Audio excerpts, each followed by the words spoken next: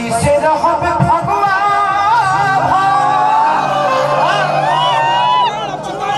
Recording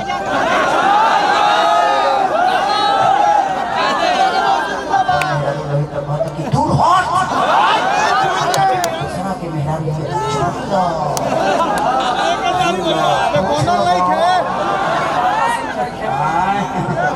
हम छुए तो तारा पता चले कि हाँ हम छू जाएंगे। एक से एक लोग धरती पर पैदा होगा भाई। बलवी जी अब चिंता मत करिए, अभी तक आपका स्ट्रगल आज से स्ट्रगल नहीं रहेगा।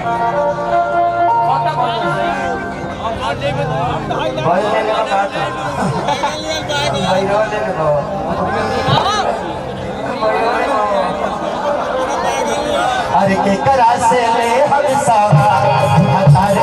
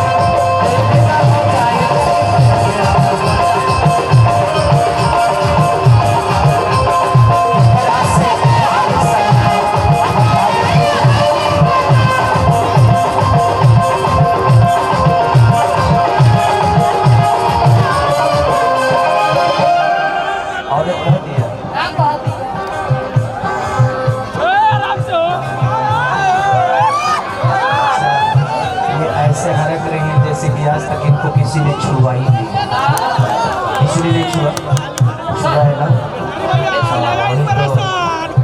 शूटिंग में छुआ है, कौन छुआ है?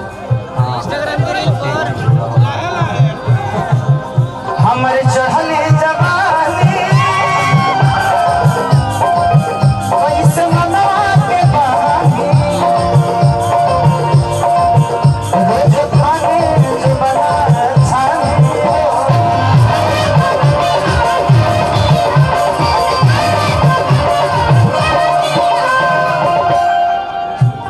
हर के परेशानी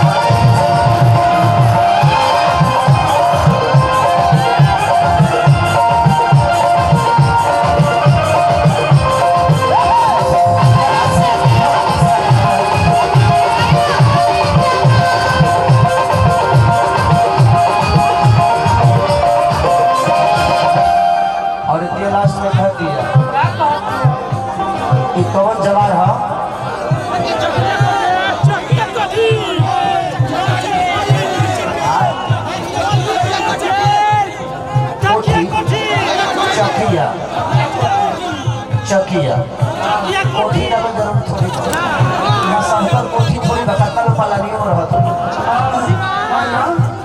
और ते कहती है चकिया इस जगह के नाम है चकिया काम चलावत तकिया